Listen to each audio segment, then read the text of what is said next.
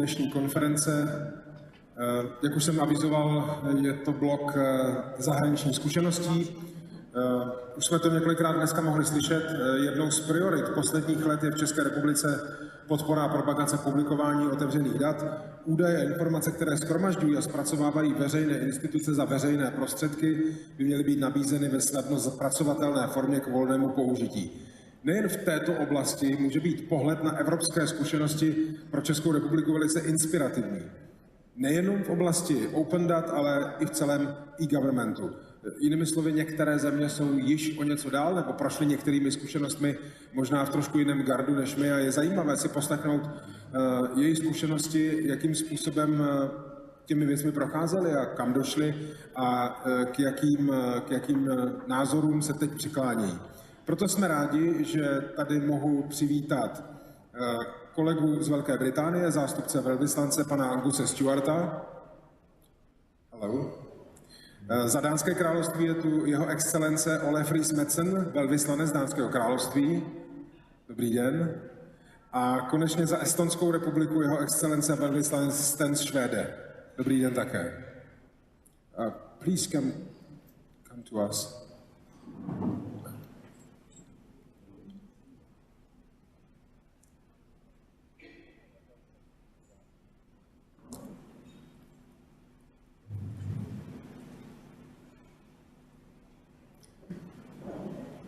Tak, jako první dáme slovo zástupci Velké Británie, pan Angus Stewart. Jestli mohu poprosit, může... Please, Mr. Stewart, so you have no earphones. Thank you, and you have 15 minutes. Thank you. Good afternoon, everybody. Thank you so much, firstly, for coming, and thank you for the opportunity to speak with you today. As the slide behind me says, my name is Angus Stewart. I'm the Deputy Head of Mission at the British Embassy here in Prague. But that isn't what's important. What is important is that I am here to represent the government digital service. That's the British government's digital service, the centre of all of our digital output. And they would have loved to have been here today, but unfortunately, like every other government department in the UK, they are tied up with Brexit, another wonderful gift from the British people to our European partners. So I am here in their place, but I hope I can do a good job of explaining what they are all about. But if they were here, this is what they'd say. They'd tell you that their service was established in 2010, it's over 500 employees, it's part of the central element of our government, the Cabinet Office, that's the equivalent to your government offices, and its main task, and really its single task, is digital transformation of government, and it wants to be a centre of excellence. So essentially we have one single department overlooking the whole of the government's strategy on digital. Now, we won't have enough time to go into the whole story and background about how the UK government's digital strategy came about. But if you go online, there's a wonderful blog which sets out all the details in a tremendous amount of depth about what the process was and how things occurred. So you can go online and have a look using that website.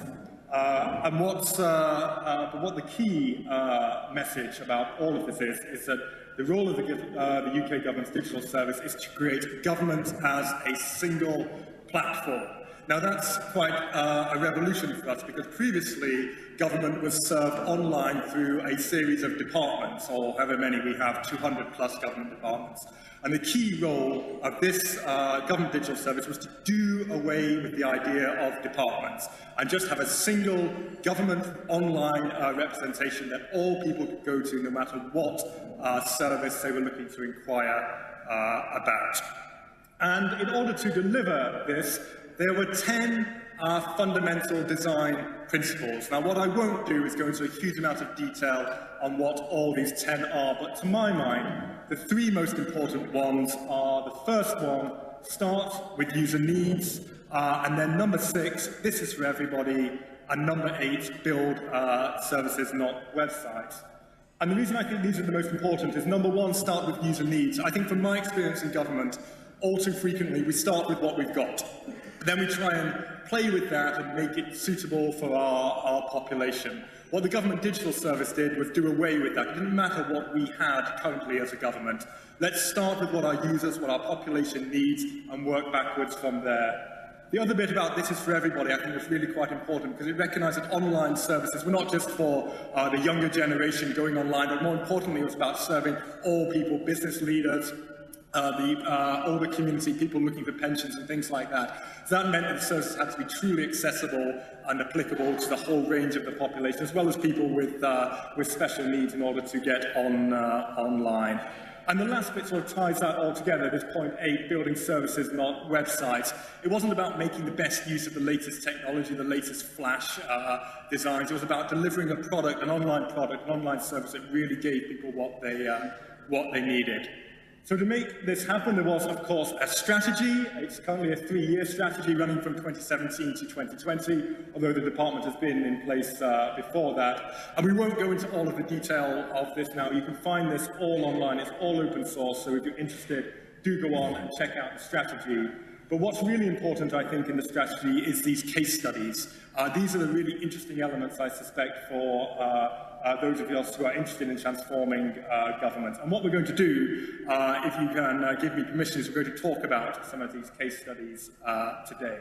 So the ones we're going to look at are these ones here, .gov.uk, which is our main website, something called .gov.uk Verify, a digital marketplace, the census, passports, etc. You can read them, and we'll talk about them now. So, the first one, .gov.uk. This is our overall UK single source of information for our citizens who want to access online digital government content. As you can see, it's been established for 5 years now, coming up to its 5th anniversary. It's clear, simple and fast. You'll see about that later. And for my mind, the most important bit on this slide is the second bullet point up, about optimizing for the common case but not ignoring the edge case. That's a really complicated way of just saying making it simple for the most common user. So obviously our populations will have all different types of people, but in our experience, 60–70% of our users all want the same type of output from their inquiries. So it's making the website suitable for the most common user. But then this not effect, don't ignore the edge cases, about making sure that people who have specific or unusual requirements can also find out what they need. And you'll see this bit, which is quite an interesting stat. 1,884 separate websites turned into a single site.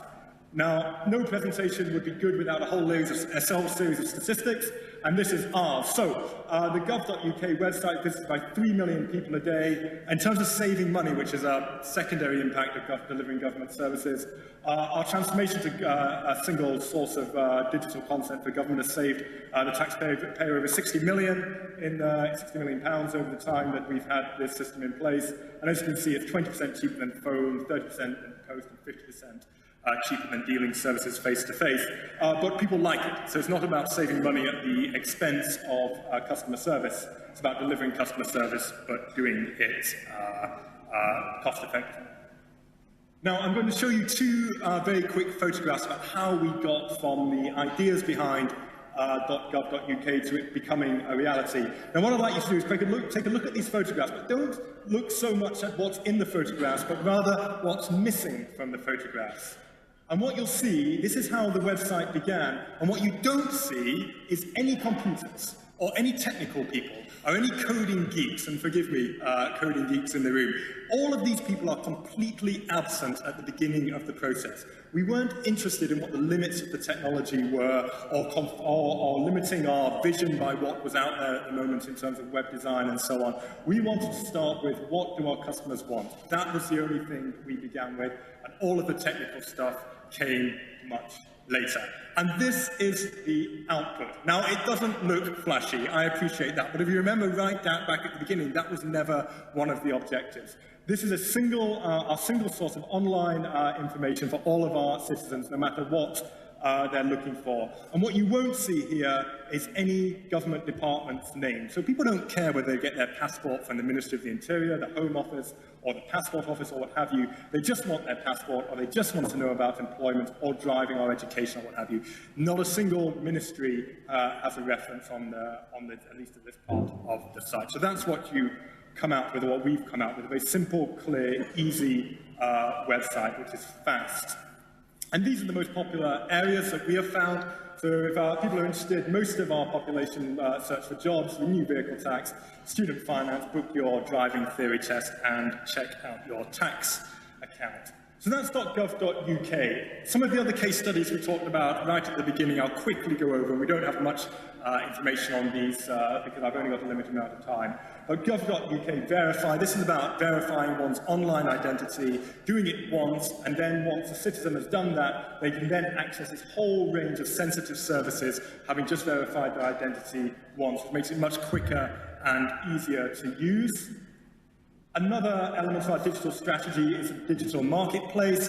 This is a single source of suppliers that all government departments, big, small, councils, what have you, out in the regions can access a pool of qualified individuals who can do digital work for them. What this means is a number of things. Firstly, it means the people that they are employing have been vetted by government and we know that they're to a good standard. And secondly, it means that they are familiar with the way the government approaches digital. So we end up with a single uniform approach to digital services no matter where people take them forward in the country.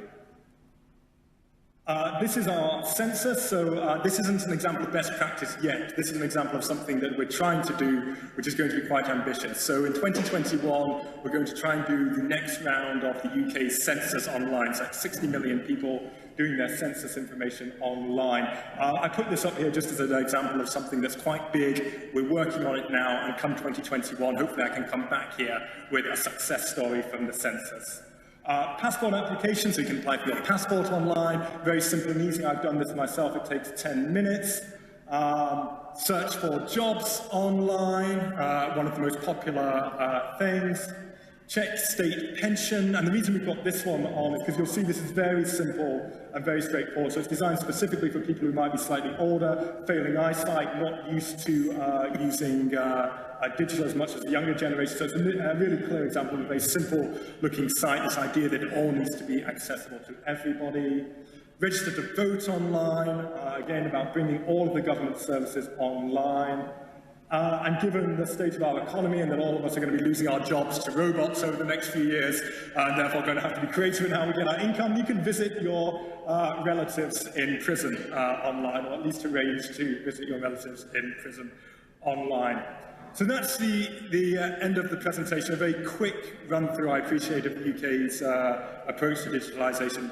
What I would say is, although we feel that we're in quite a good place on digital at the minute, we haven't always been, as a government, particularly good at IT.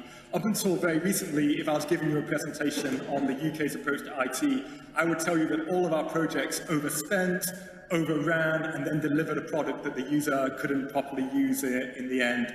So if we can change all of that into something that we think is quite meaningful, if even we can achieve it, then anybody out there with doubts that you can achieve it, take it from me. If we can do it, you can definitely do it. So very best of luck. That's everything from me. Thank you very much. Mr. Stewart, thank you very much. You are perfectly in time. Thanks. I will translate you some of these questions, but first of all, Your Excellency, Ambassador of the Danish, Ole Frijs-Madsen. Thank you. You have 10 minutes.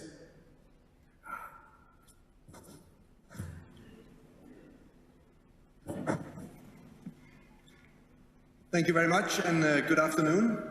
It's a pleasure to be here in front of you today. As was mentioned, I'm the ambassador of Denmark. I have been ambassador to the Czech Republic for only 2 months. So I thought it was a nice occasion for me to meet with representatives also from various public institutions here today. So I was a little bit excited about that. I'm also excited to talk about a subject which is very important for all citizens, I think in Europe today and also in my country, I'm a daily user of this, so I will talk a little bit more about that. And congratulations to our British colleagues who had an excellent PowerPoint. I'm afraid my PowerPoint might be slightly more boring, but on the other hand, I will probably try to take one step lower down into the Danish system, especially if I can have this working. Yes, here we go. So, first of all, I would like to start off by saying that we have created in Denmark a portal which we call the borger.dk. That basically means a citizen, and that is the platform I'm going to present to you. This creation of this portal was motivated by an analysis we did almost 20 years ago, that there was a wish to do more things online. So this is basically how the portal looks. We'll get closer to this. And I think it is important to say that the whole digital system in Denmark is strongly powered by a strong budget, which is important if you do this. It is also important to say that this is a joint project of all public authorities in my country.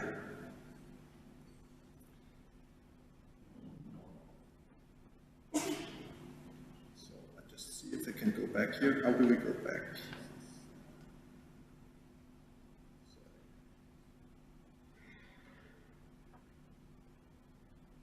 Okay, so the purpose here is that in the future we will be building services that are more suited for the individual citizens' needs. Therefore, it was important for us to build a platform which was homogeneous, but also integrated all various public services in our country. It's also very important that the citizen has a very simple entry into the system, and this is what I'm going to demonstrate to you. So basically, on the right side, you of course have all the public entities, and then by help of this new borger.dk, let's see if this works. We introduced, and this is the one you see in the middle, the platform which then gives the access to all the other platforms.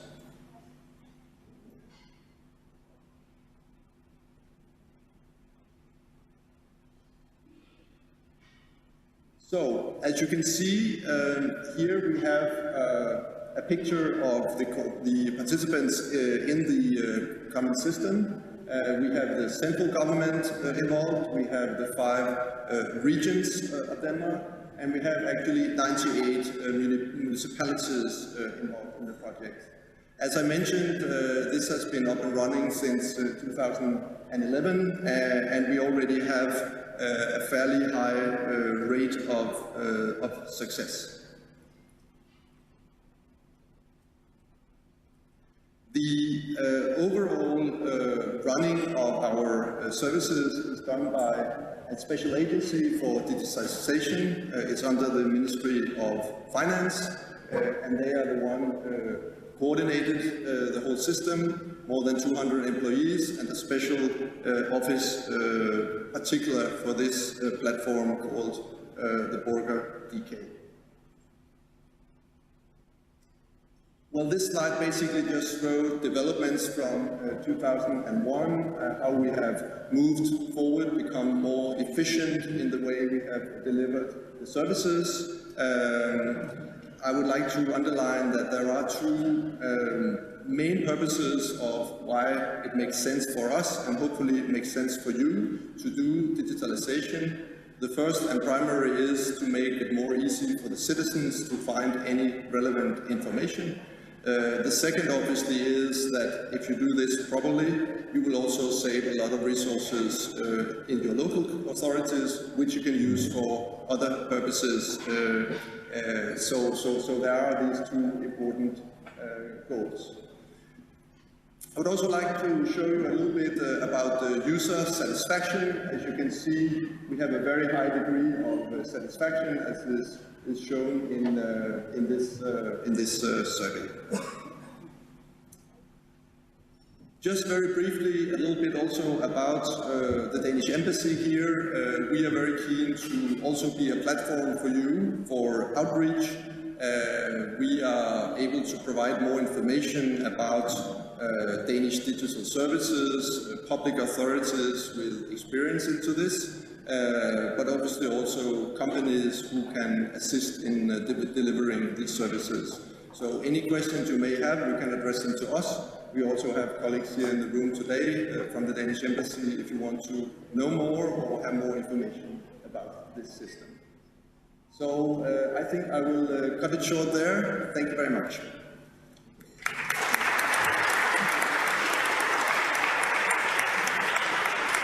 Thank you very much. A poslední řečník, Estonian ambassador Sten Shwede.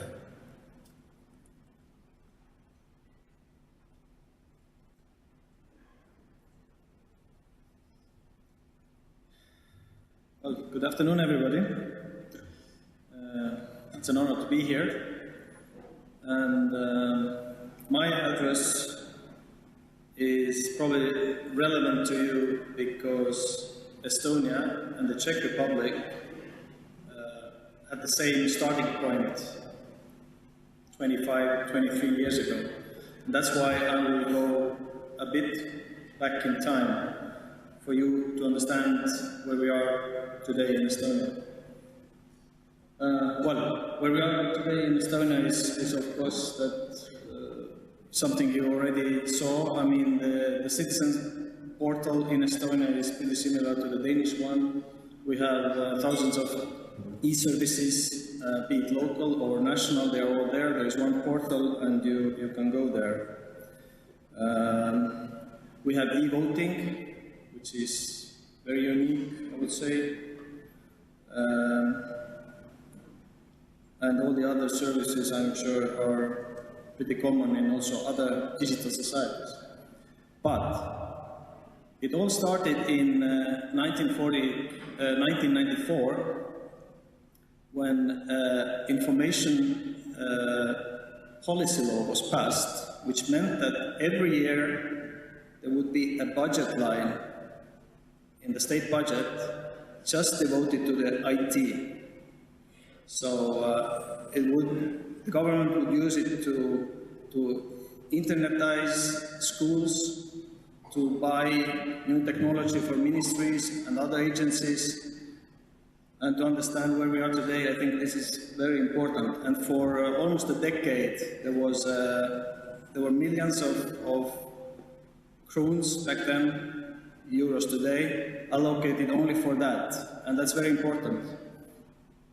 This also meant that in 1992 we started a project called Tiger Leap, which meant that in a year or two we were supposed to bring internet basically to all the citizens, but most importantly to school children. School children back in 1997, 99, they are today's consumers of e-services, and also those who actually find solutions. Of course, at the end of the 90s, we already started to talk about digital signature ID, and of course, data protection department was created then. In 2000, Digital Signatures Act was initiated. E-tax filings began, and it was mostly thanks to very progressive banks in Estonia that this project started. I will skip some of the slides because I will run short of time, but just to go back to the Tiger Leap project, by 1997, almost 100% of Estonian schools were online. And in 2000, cabinet meetings went paperless. So soon, for almost 20 years, there have been no papers at cabinet meetings. I was searching for how much paper that has saved, or how many trees that has saved us, but I couldn't find it. I know my Prime Minister actually uses this data, but for example, now we have a big project of e-receipts, so the receipts you get in the shop when you buy something, and by starting e-receipt project, I mean rolling out e-receipt project, we would save 300 trees yearly, 20 tons of paper, 180 barrels of oil, 1,400 tons of water, and by printing all the paper as we used to, we created 20 tons of waste. So you can imagine that when you have, I mean, and this is just e-receipts, so we probably save like millions of trees in 20 years by not using paper in our government meetings and bureaucracy. Now we come to this millennium. In 2001, something we call X-Road was created. And this is government infrastructure, which is basically only infrastructure created centrally by our IT agency, which allows all the other agencies and private companies to link up to it and then provide services for everybody. So I will try to find them. There it is. So this orange highway in between is basically what the government has done centrally, and then all the other agencies have created their own solutions based on government-given parameters, and then they are linked up to this. And the good thing with X-Road is that it's still open. Anybody can join it. It has, it's not complete. And from what I know, it's very easy to actually, for an energy company or any other company to actually start providing their services through it. Just let you look at it for a moment. And if I can go back here, see. So just to summarize, I mean, our system is in a way decentralized because all the other agencies can kind of come with their databases and link up to X-Road. And all the elements in the system have to be able to work together smoothly. That's one very important principle. And as I said, it's a continuous project to keep growing and improving.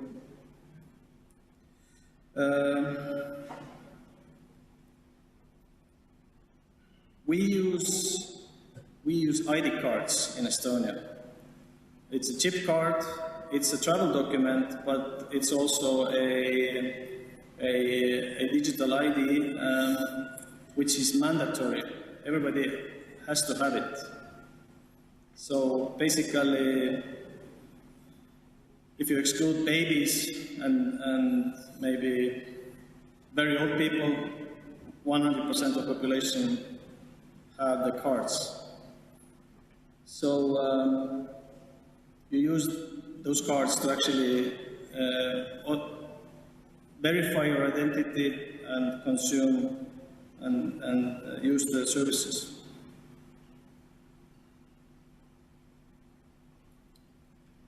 Doesn't work.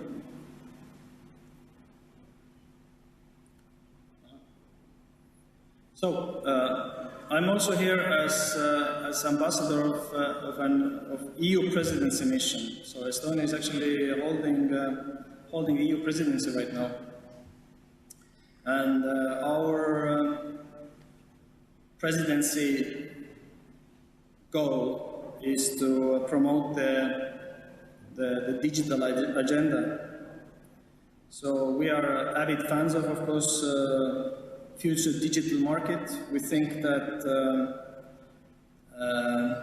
in addition to the 4 freedoms we should also have, and movements, we should also have a free movement of digital data in the EU. So here are some points we want to promote. Some of you might know that in Tallinn this autumn we had a digital summit where all the leaders of EU states actually agreed that by 2018 the member states will work on creating a common digital market. They will also try to create 5G networks in the EU.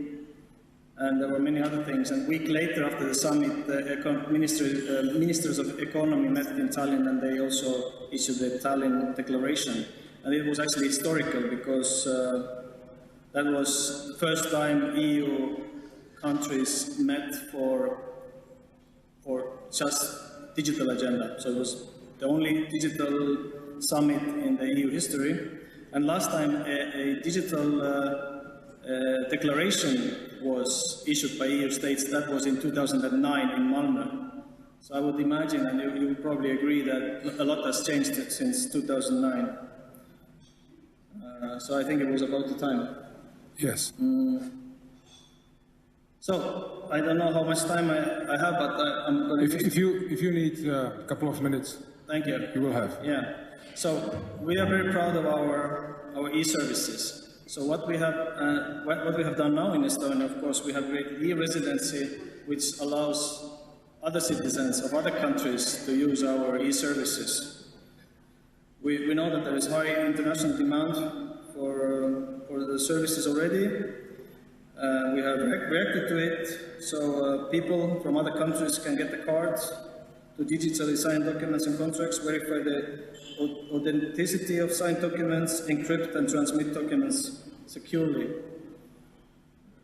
So this is how the card looks like. It has no photo. It's not a travel document, but instead you can live in Prague and have a company in Tallinn and operate globally or in the EU. So have international markets for your products or your services. So here I also summarized why would anybody have an Estonian e-residency card. You can actually create the company online without going to Estonia.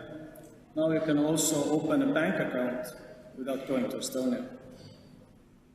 And of course, all the other things, when these things are done, you can declare your taxes and operate your payment services online, not leaving Prague.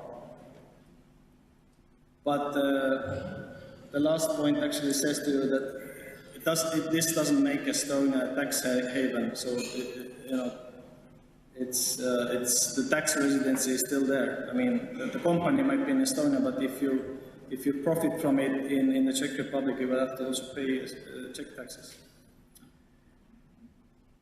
So just to give you some statistics, we have so far given the ID card to almost 25 foreigners from 148 countries, and they have created over 2,000 companies in Estonia, new companies. And you probably want to know how many Czechs have become Estonian e-residents. Here is the data, and they have created 19 companies in Estonia. So this is just to prove that if this country doesn't create all the services and all the possibilities, then the other countries move in and provide the services for the people. And thank you for your attention, and I'm ready for questions later. Thank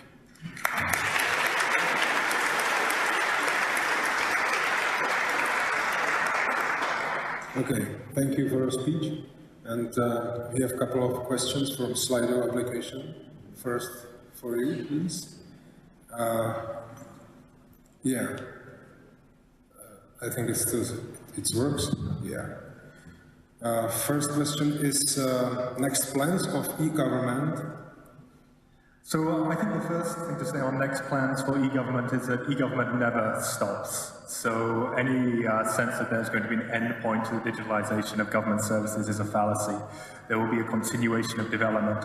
In terms of big projects, the next big one for us is the census in 2021, which I mentioned in my presentation. I think there's also going to have to be a lot more investment, even than is currently happening, in cybersecurity and the protection of services.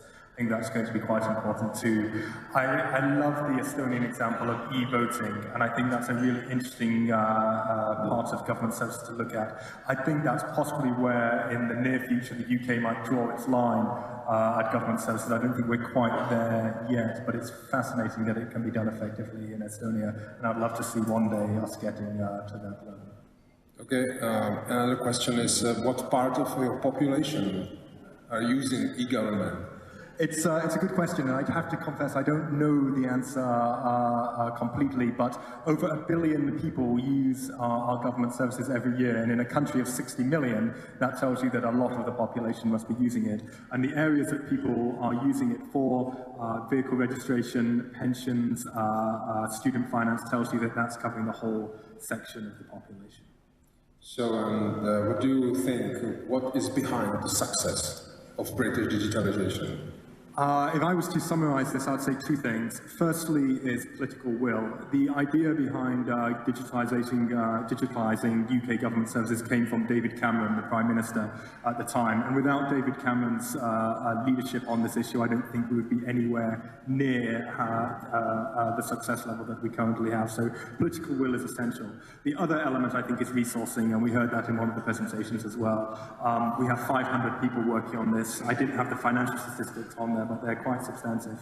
But the resourcing to make it happen is absolutely important. But the gains, both financially and in terms of delivering services to the population, make that initial outlay very much worthwhile. Okay, thank you very much. Mr. Frijs-Madsen, Mr. Ambassador, how can you ensure, it's one of those questions, security of your citizens who use digital services in your country? For example, borger. Okay, so the question is related to security. Yeah. Yeah. So, first of all, like in any digital service, security is of course extremely important. And I think we decided in Denmark to ensure security at two levels. First of all, the user, like in any service, is responsible for his own security. So he needs to make sure that he takes responsibility for the general security. But in order to make sure that we have a perfect safety for information transmitted between the citizen and the public authorities, first of all, everything is of course, we are using encryptization, so everything is precise. Furthermore, every citizen has his own personal code he needs to enter into the system, and on top of that, there is a numeric code which we will receive from the public authorities. So that means that only that person who has his personal code plus the numerics which he received from the public authorities will make access to the system. So I would say the security in this case is very, very high. Okay, one question is about the future of e-government in Danish. Thank you. So, as I explained very briefly, we have been working in my country for more than 20 years on digitalization of our services. We are now into our fifth action plan for digital services, which reaches until 2020. And I think we have now reached a level where access information through the portal I showed you, the borger or citizen.dk is quite advanced. We have all the public authorities behind, and we have the citizen who easily can find the information. Now, and at the same time, public authorities have increasingly saved a lot of resources because they can use them differently. The next phase, which is more challenging but also very interesting, and I certainly hope the Czech Republic will also be moving there, is to create a more people and person focused approach. So when you log in, that you actually get a feeling of having a more personalized cockpit or a more personalized image. So it's not only a public portal, but actually almost my site where you log into. This is the ambition of the public authorities, and I hope we can get there no later than 2020. Okay, thank you very much. And some questions for Estonian. And for you, Ambassador Shwede, can I say that Estonia is digital society? Yet. Well, yeah, as my British colleagues were saying, digital society is never ready, actually. And we might have thought that maybe 5 years ago, that when we come to where we are today, we would be fully finished digital society, but we've actually realized that there is a long way to go. And the next big thing in Estonia is, of course, Internet of Things and smart grid.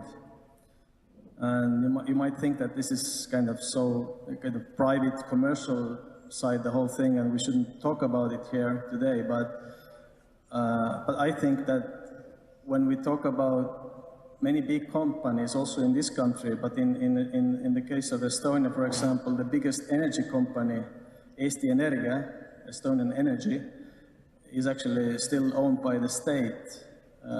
Then it's relevant.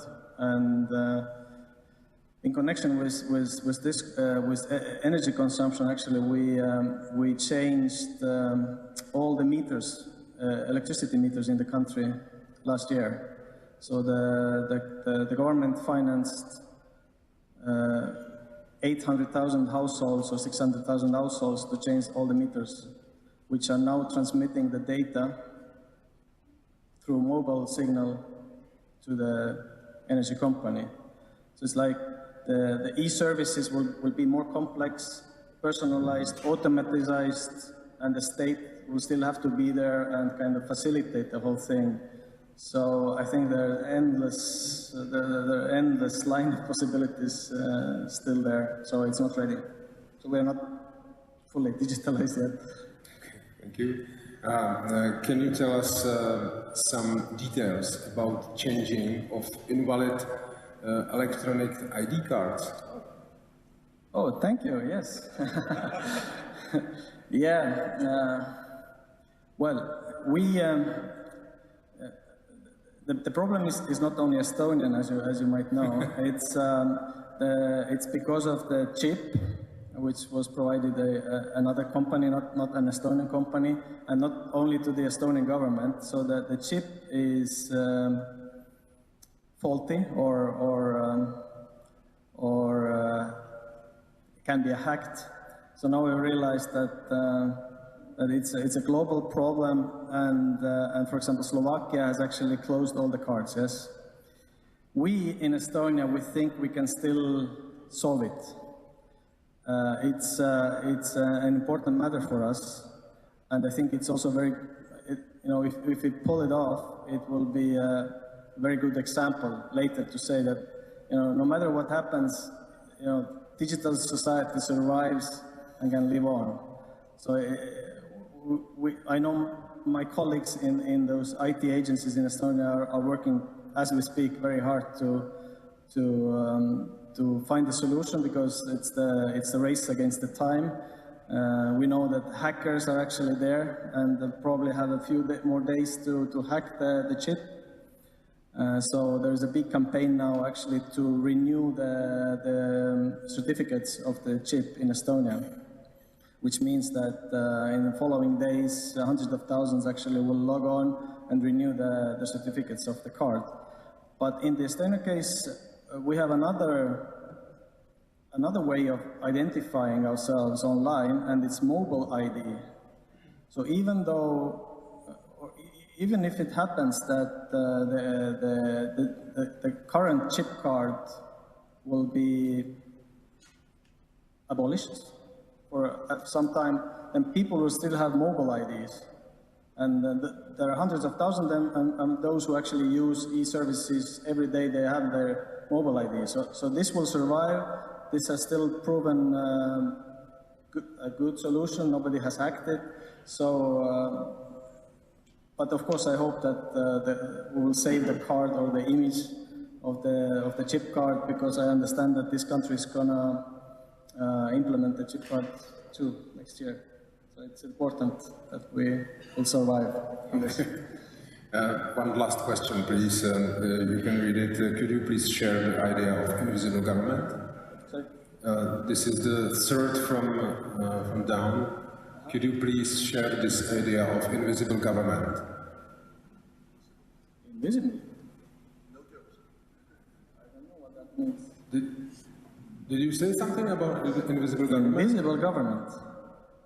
I don't know, whoever... Kdo to napsal? Who wrote it? Sorry. Never mind. You can think about it. Okay, thank you very much. Tak, to byl panel zahraniční zkušenosti a jeho účastníci.